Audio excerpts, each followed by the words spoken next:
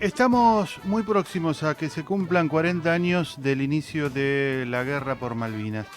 Y en este viaje al puerto de la noche contenemos este espacio dedicado a mantener viva la memoria por nuestras islas. Y con entrevistados que siempre tienen algo para contar y aportar.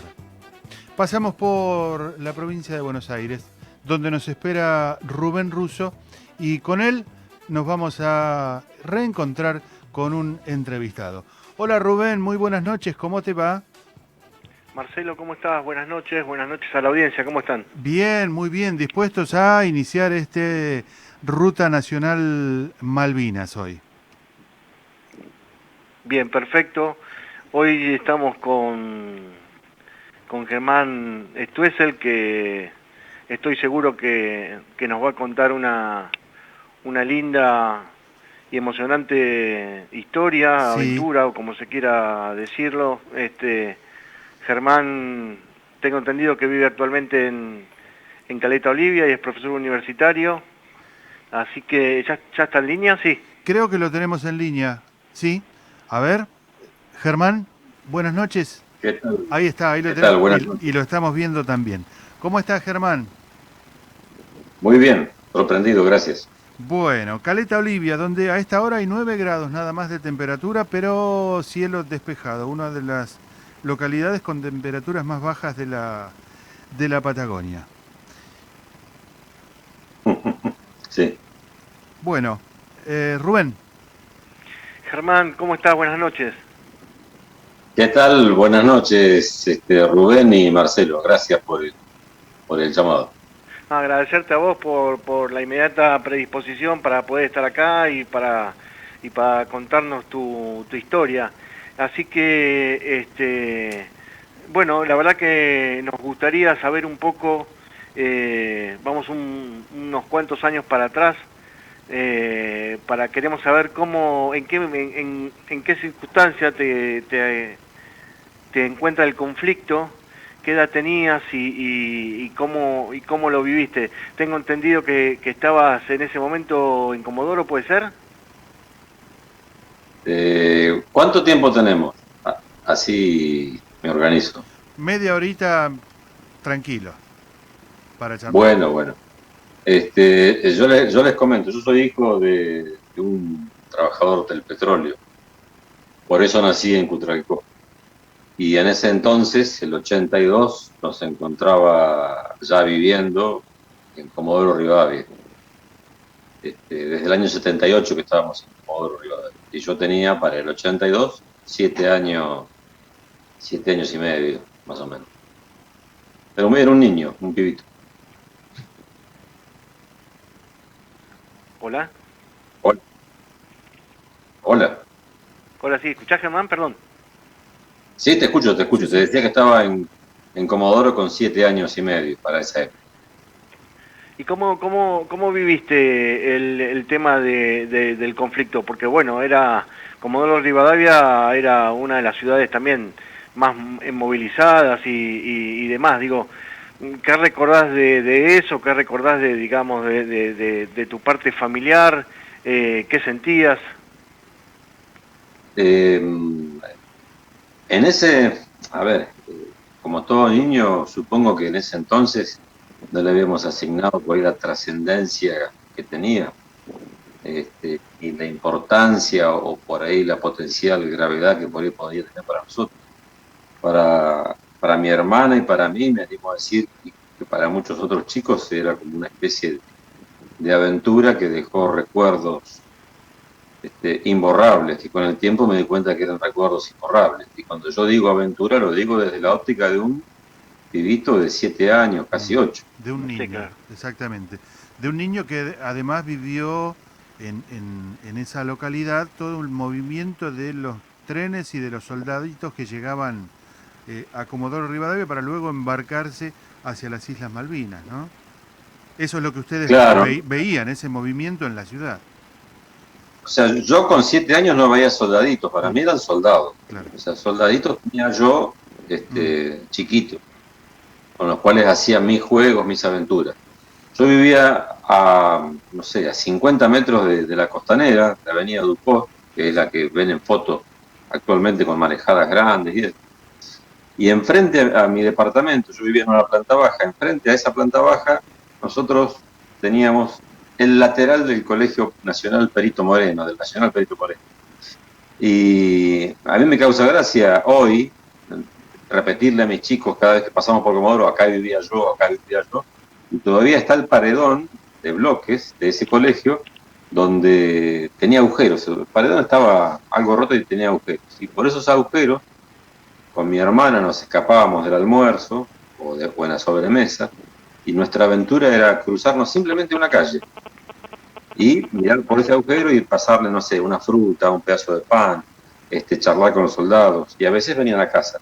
No era nada raro, era sencillamente se cruzaban una casa. Habían soldados acantonados en ese patio, en ese colegio, y de ahí pasaban en avión a las islas. Pero mientras tanto iban a casa. Ya estoy hablando de lo que es abril hasta el 1 de mayo, que después se puso más difícil.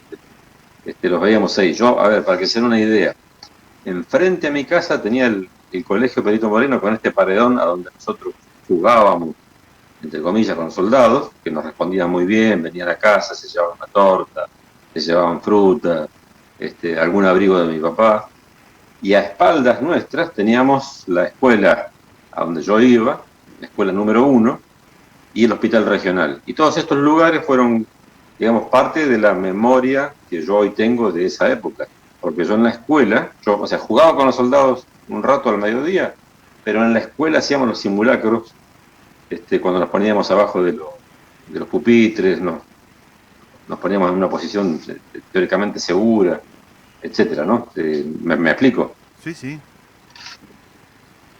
¿Y eso, todo muy cerquita. eso para ustedes era como un juego o no? ¿Cómo se los presentaban a ustedes? Nos los presentaron como un juego. Como un juego, pero que tenía su correlato fuera de la escuela. En la escuela por ahí era divertido y novedoso hacer los simulacros abajo de los bancos. Esto es algo que estoy pensando hoy, que no, por ahí que no me había puesto a pensarlo así. Pero que tenía su correlato en la calle y que tenía su correlato en la vida cotidiana. Cuando la cosa se empezó a poner más complicada, nosotros nos dimos cuenta de eso porque Defensa Civil, por medio de los comunicados y el jefe de cuadra, les había ordenado a todos los jefes de familia, a mi papá, a otros vecinos, a mi mamá también, que tuviéramos en un pasillo seguro de la casa una caja con agua mineral, un botiquín, alimentos no perecederos, latas de alimentos, que tuviéramos una radio AM, que tuviéramos pilas, una linterna, y que a determinada hora se apagaran las luces, y ya a partir de un momento las persianas de todas las casas comenzaron a estar bajas y selladas, ¿no? Pasadas con telas para evitar filtraciones de luz. Eso fue lo que vivían. Hasta no me acuerdo en qué fecha fue que hubo una alarma, que no fue un simulacro, por lo que tengo entendido, que hubo una alarma, me acuerdo, en Comodoro, que la ciudad quedó oscura. Pero bueno, eso fue lo que vivíamos. Y después, avanzado el tiempo, pasamos de ver esos soldados que estaban en apresto para partir a las islas, comenzamos a ver, y eso me acuerdo muy clarito, los helicópteros navales que llegaban con heridos al hospital regional, que estaba atrás del departamento nuestro, como estaba, por así decirlo. Y después no pasó más nada. Haciendo memoria, una vez que pasó junio, llegó el silencio. Germán, pasan los años, dejás la niñez atrás como todos, más o menos estamos en la misma edad. Y digamos, llega un momento en que te surge la idea o decidís ir a la isla. ¿Hay algún detonante especial que produce que encares, digamos, ese proyecto y bueno, y que además lo hayas hecho, digamos, movilizándote en bicicleta? Contanos un poquito de eso. Pasa que todo esto del viaje a las islas en bicicleta, creo que tiene también su correlato con mi paso por La Plata. Yo no conocía por ahí las grandes ciudades. Después de Comodoro nosotros nos volvimos a la zona de Winkle, anduvimos por Catriel, conocí muy brevemente Buenos Aires, con el laburo de mi viejo, como les decía, en el petróleo, pero tuve la oportunidad de poder estudiar en la Universidad de La Plata, y yo ahí me movilicé. Eran épocas difíciles, los 90, no tirábamos manteca al techo, me movilizaba mucho en bicicleta y en tren. Y yo a principios de los 90 conocí veteranos de guerra que vendían almanaques, que pedían limosna en los trenes, y andaban con su credencial de veterano de guerra, y eso me chocó mucho, me llamó mucho la atención, porque si yo no te digo que sean los mismos, pero yo había conocido a estos muchachos en Comodoro cuando iban a Malvinas.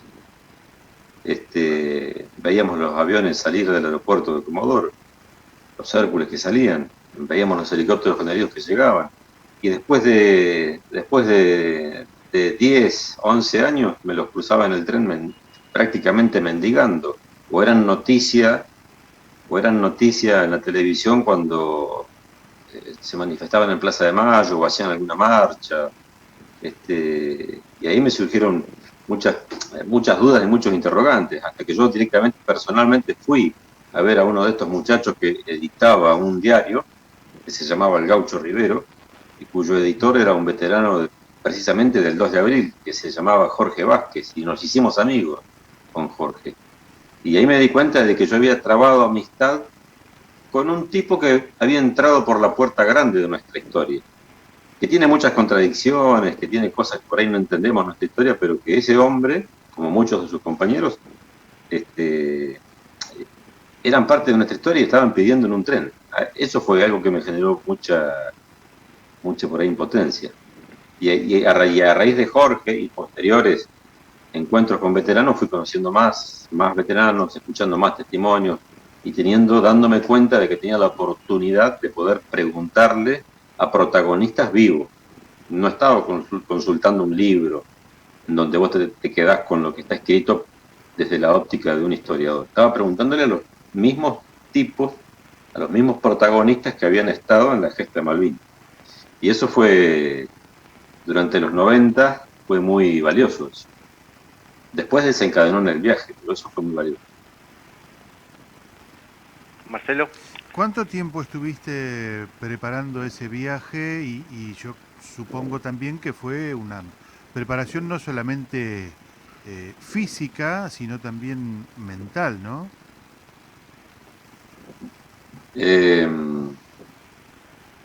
A ver, yo dejé la universidad y me seguí movilizando en bicicleta, por lo tanto la preparación física no fue, no sé, tampoco quiero hacerme el agrandado, pero o sea, yo pedaleo frecuentemente en bicicleta. Durante mi adolescencia en Neuquén íbamos a Primeros Pinos en bicicleta, recorrí parte de Chubut y Santa Cruz cuando era más joven en bicicleta. Y lo de la preparación mental, en realidad la contradicción que me detuvo un tiempo fue el hecho de que se me firmara o no el pasaporte. Hasta que finalmente dije, bueno, voy igual. No más de 4 o 5 meses. Fue una idea que tenía, que me daba vuelta en la cabeza. Siempre la postergaba por temas económicos, por cuestiones de organización. Hasta que un día estaba en mi casa solo con la computadora y así busqué, me contacté con una agencia de viajes, me contestaron al otro día y hice la compra del pasaje. Y listo, ya estaba embalado, digamos. ¿Y con qué te encontraste allá en Malvinas? ¿Con lo que vos más o menos pensabas? Honestamente, yo lo que quería hacer era, obviamente, ir a las islas, pero mi gran deseo era poder llegar al cementerio que está en el Istmo de Darwin y poder estar frente a esas tumbas. ¿Por qué te comento esto?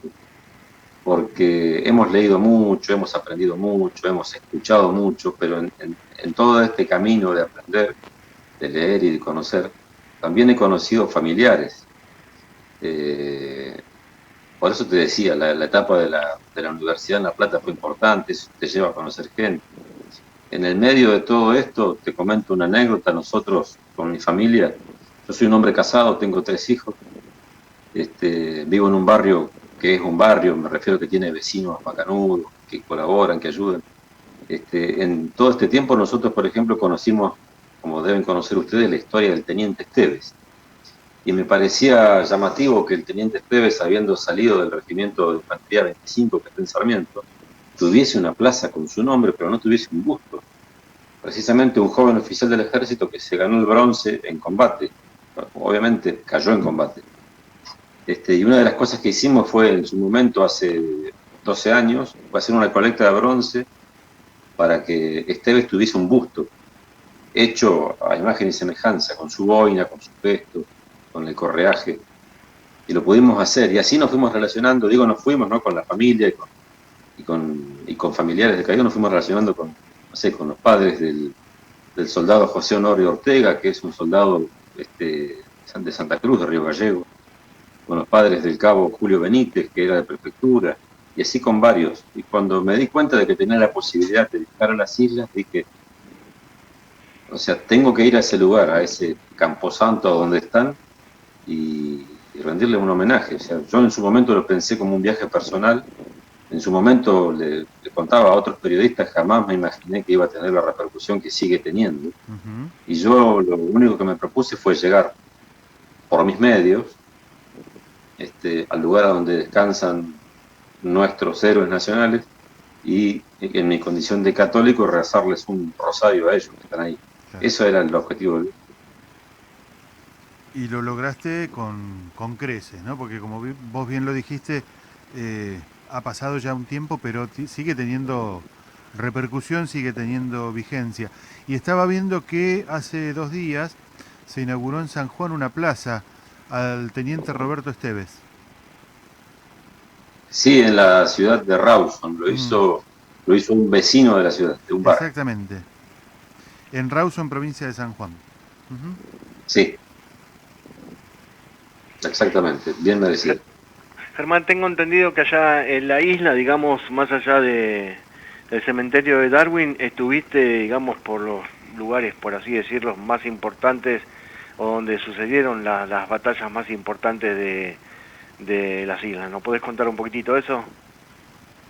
Sí, por supuesto. Yo llegué, bueno, les comento por ahí para que sepan, lo que yo te estoy comentando ahora se encuentra suspendido desde la pandemia, y yo llegué un sábado, el 10 de marzo, y el vuelo de vuelta era, permiso,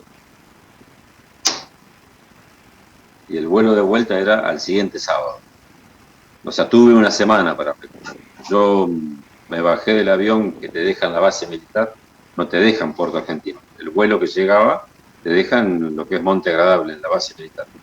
Y de ahí yo de esa misma base salí pedaleando. Armé la bicicleta ahí, la bicicleta que me llevé, que bueno, que Rubén, vos creo que sabés que es una bici de bambú, con varios productos nacionales encima. Y bueno, salí pedaleando en una primera jornada de 60 kilómetros, con un poco de viento, sol, nubes, bien sureño el clima.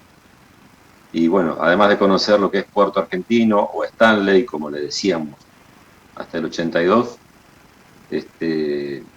bueno, pude recorrer al cabo de esos días el camino que va a Fitzroy, no sé, el camino que va a Darwin, poder conocer Pradera del Ganso, Boca House, bueno, todos los lugares que fueron, digamos, clave en lo que fue el conflicto del 82. Pero también la historia tiene, en las islas tiene mucho más también. Germán, contanos, ¿qué le grabaste a los pedales de tu bicicleta? Eso fue por ahí lo que me llevó más tiempo. Una vez que compré el pasaje ya estaba embarcado, estaba listo, ya estaba entregado, por así decirlo. Pero una vez que ya estaba asegurado con el tema del viaje, decidí armarme una bicicleta, como les decía recién, de tipo nacional. Por eso el cuadro de la bici es artesanal, está hecho con bambú, que crece en Misiones, y lo ensamblaron en Rosario. Tenía un asiento de cuero que había hecho un artesano también, y unos bolsos también de fabricación nacional. pero en las palancas, las palancas, ¿viste? Donde van puestos los pedales, Sí. tenía lugar como para algo más. Así que, sin pensarlo mucho, sin pensarlo demasiado, se la llevé a un orfebre, a Santiago Cuchinelo, en Buenos Aires, y del lado izquierdo dice coronados de gloria vivamos, y del lado derecho dice o juremos con gloria morir. Eso es lo que dicen las palancas de la Ujú. bici, en forma bien clarita, ¿no? Sí, sí, sí. Germán, ¿y cómo fue el trato tuyo con los habitantes de las islas? ¿Mío con ellos o Sí, ellos conmigo? y ellos para con vos. Eh, Voy a hacerte una aclaración, que quizás, a ver, quizás hace 10 años hubiese sido distinto, pero yo hice un viaje sin rencor. ¿M? Ujú.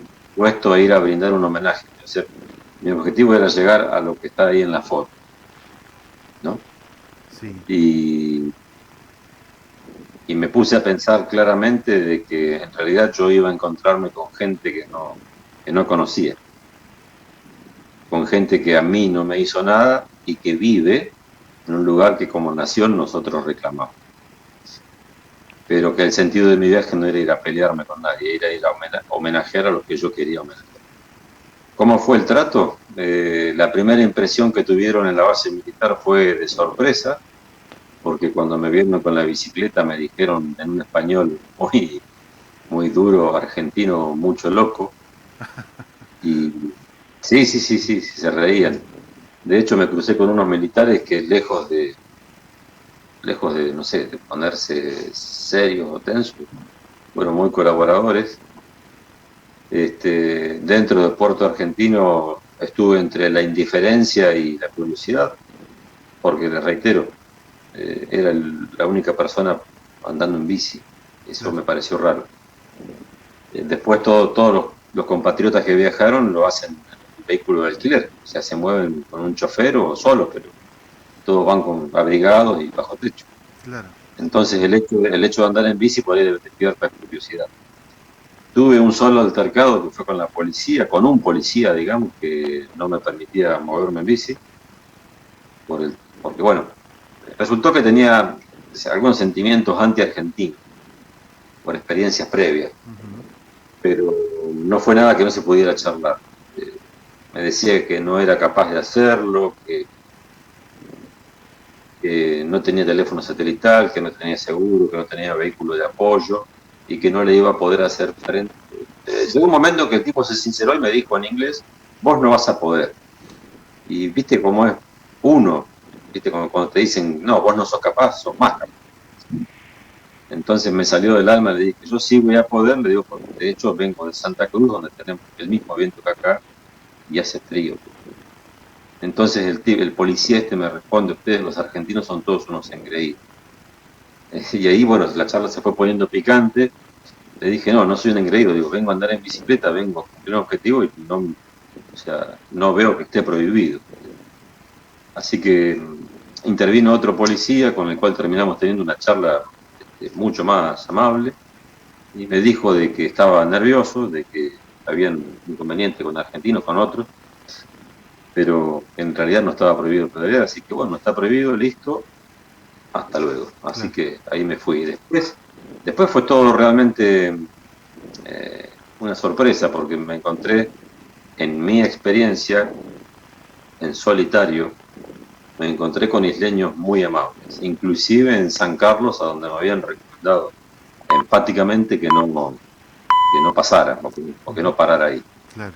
Y de hecho fui invitado a, a una casa, tuvimos una conversación muy cruda y directa, con posiciones por ahí poco amigables, pero que terminó en un reconocimiento por ahí mutuo. ¿Cuántos Algo días, que yo no me... cuántos días estuviste en las islas, Germán? Siete, 7 días. sí. Germán, una pregunta que puedes, Siete inolvidables días. Ujú. una pregunta que puede sonar a lo mejor un poco tonta, pero digo, en tu nivel de inglés, o sea, cuando charlabas con este policía y tuviste, digamos, ese altercado, por así decirlo, digamos, lo que vos le decías a él no tenía otro tipo de interpretación que lo que querías decir, o sea, no era tal vez algo que por ahí no te saliera o no encontrabas las palabras para decir, o sea, era claro lo que vos le proponías y lo que vos entendías. Claro, en realidad ocurre lo siguiente, un argentino residente en las islas me dice, no, me lo encuentro ahí, nos saludamos, me dice, ¿qué haces, flaco? O sea, me di cuenta obviamente que un argentino se reconoce con otro. Dice, ¿qué haces, flaco, en bicicleta? Vos estás loco. No, le digo, no, vine a conocer las islas y al cementerio en bici. Le digo, no, me dice, vos estás loco. Me dice, te sugiero que des aviso, me dice, porque acá las rutas tienen una banquina muy, muy escasa, son con cunetas muy profundas. Vas a andar solo, me dice, no hay cobertura de teléfono, me dice, avisa por seguridad, me dice que va. Bueno, yo, algo preocupado para que no se me entorpezca el viaje, le hice caso a este argentino, a este compatriota, y fui después de misa el domingo, el segundo día en la cita, después de misa, fui a la comisaría a avisarles de que iba a estar en ruta. Entonces yo les dije en un inglés un cachito mejor que el del ministro nuestro, les dije, claro, les dije que iba a estar circulando en la ruta, que si veían un ciclista, no se preocupen que era yo. Entonces, bueno, sí, hasta que me escuchó este policía que se puso un poco nervioso y me hizo un montón de preguntas. Y ahí fue donde... Pero bueno, lo mío fue claro. Le digo, por mi seguridad, le estoy avisando de que voy a circular en la ruta y si hay isleños que se preocupan por la presencia de alguien en bicicleta, soy yo.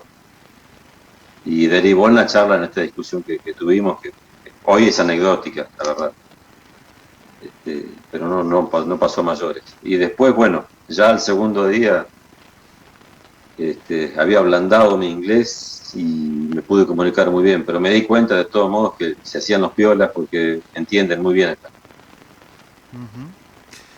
Germán, y en este paseo que vos diste en bicicleta, por las fotos que estábamos viendo recién, vos encontraste un montón de restos, ¿no? De aviones, de piezas de artillería, de todo eso, está todavía ahí en el campo, ¿no?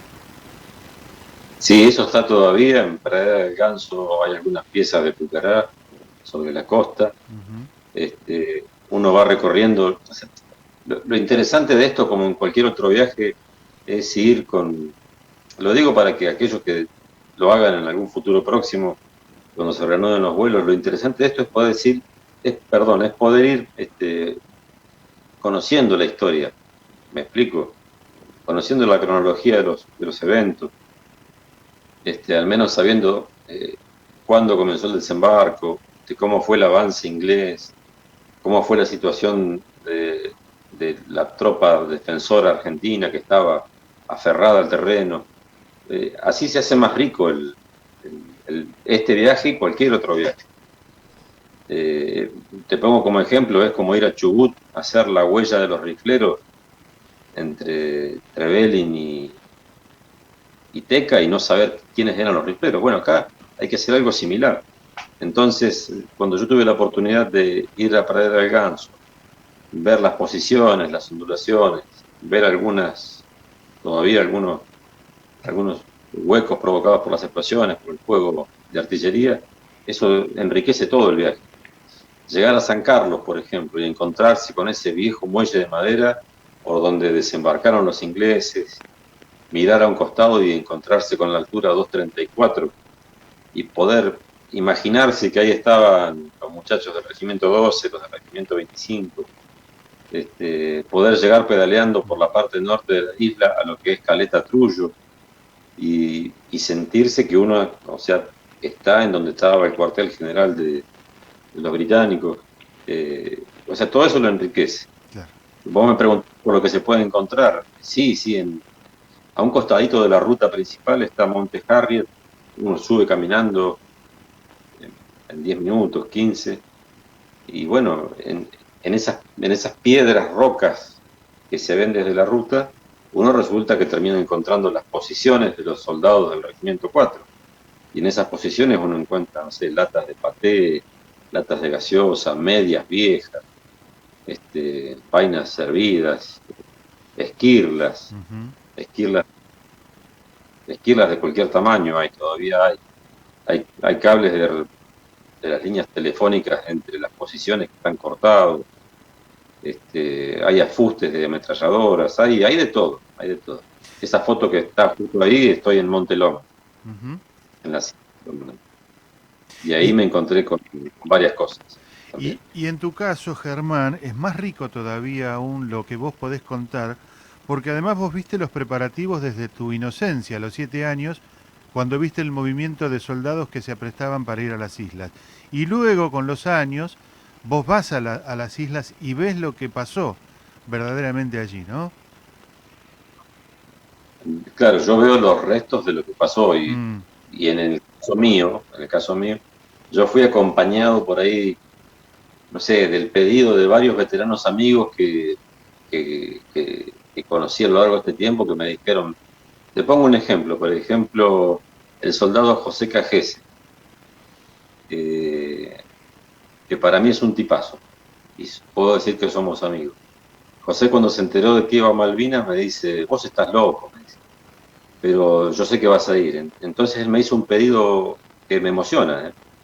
Entonces él me relató, mirá Germán, yo estuve en la 10ª brigada, salimos de La Plata y estuvimos en Moody Brook, en el cuartel de los Royal Marines. Cuando lo desocuparon, lo ocupamos nosotros con nuestro jefe, que era el mayor Banetti. Eso me dice, no sé, ahí en ese lugar, me dice, yo perdí compañeros en un bombardeo. Me dice, así que cuando vayas a ese lugar, acordate que yo estuve ahí, bajate y dale un beso al piso. Besá ese suelo. Me dice. Y te lo pide una persona que perdió dos amigos ahí. Y es súper intenso, es muy fuerte para mí. Entonces, haber ido a esos lugares eh, y poder cumplir con ese pedido, con ese encargue que no era material, ¿sí? Que era netamente espiritual, íntimo, lo hice. ujú. Como así también, no sé, conocer los lugares en Pradera del Ganso donde estuvieron algunos amigos del Regimiento 25 que está acá en Sarmiento. O en el Claro. aeropuerto viejo que está en Puerto Argentino. ¿Volvería, Germán? ¿Tenés pensado volver? Mm, sí, me gustaría volver, no sé cuándo, porque ahora la situación es otra, pero sí, me gustaría volver. Con la familia me gustaría volver. Por Germán, ahí, además de hacer el mismo recorrido, eh, volvería a, no sé, a devolver la visita en la casa de los isleños que me hospedaron.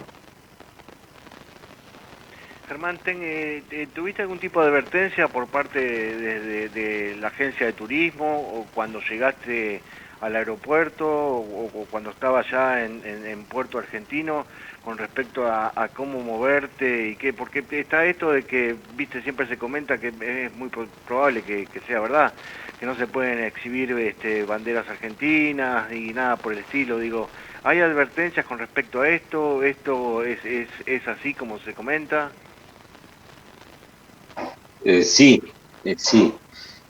Eh, Cuando nosotros nos bajamos del avión y entramos en la sala de embarque, te estoy hablando del primer día, en realidad de la primera hora, cuando uno está esperando la entrega del equipaje, en la base, en el aeropuerto, se aproximó personal civil y en español y en inglés nos hicieron una serie de recomendaciones que entregaron en unos folletos escritos, donde te advierten que por la sensibilidad que aún perdura después del conflicto del 82,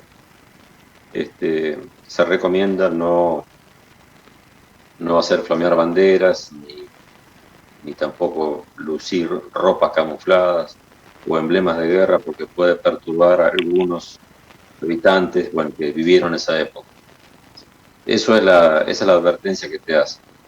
Después, en lo que estuve en Puerto Argentino, en ese entonces, habían muchas banderas británicas, muchas banderas coloniales también, y muchos carteles en inglés en los comercios, en algunos comercios, con expresiones netamente alusivas a nosotros. Ujú. hay gente que no nos quiere. Germán, yo quiero preguntarte esto, de acuerdo a tu intuición, eh, ¿qué va a pasar con las Islas Malvinas? ¿Qué va a pasar con el reclamo argentino que se está haciendo de manera diplomática en los foros internacionales, teniendo en cuenta también cuál es la postura de Inglaterra, ¿no? No, no sé, Mm. no me gusta hacer futurología. Me gustaría, como a todo argentino, nos gustaría que las islas volvieran al patrimonio territorial de la nación, pero a medida que pasan los días, me gustaría que primero recuperemos la unión nacional. Ese es un sentimiento que tengo. ¿Qué va a pasar con las islas? Te reitero, me gustaría que vuelvan a ser argentinas, a ver, perdón, a que podamos ejercer nuestra soberanía en Ujú. ellas, pero primero tenemos que ser una nación seria y creo honestamente que estamos lejos de serlo. Esa es mi sensación. No tenemos una política de Estado concreta y estable a lo largo del tiempo Ujú. y continentes como la Antártida y los pasos aledaños a ella son vitales. Eh, Apenas tenemos los medios para abastecer algunas bases antárticas. Creo que deberíamos pensar seriamente en la extensión del patrimonio territorial que tenemos si lo queremos reclamar. Está perfecto. Germán, de mi parte quiero saludarte, quiero mandarte un abrazo muy grande a la distancia y agradecerte por esto, por todo esto que has hecho. Les agradezco el tiempo a ustedes, y bueno, Rubén y Marcelo, gracias, como siempre, y saludos a todos por ahí. Bueno, Germán, te saludo también, muchísimas gracias, la verdad que un relato muy lindo, muy emocionante. Muchas gracias por brindarte, por darnos la posibilidad de escucharnos en Ruta Nacional Malvinas desde un comienzo, junto a Sergio y ahora en continuación con Marcelo. Siempre nos propusimos esto de continuar con el verbo malvinizar, muy modestamente, lo digo, y también nos propusimos tener diferentes miradas del conflicto, así que no solamente tuvimos excombatientes, sino que también tuvimos relatos civiles como el tuyo, escritores, y bueno, y otras historias que fueron paralelas a la guerra, y me parece que eso es enriquecedor. Así que simplemente volver a agradecerte y bueno, nada, ojalá que haya gustado. Gracias a ustedes de nuevo.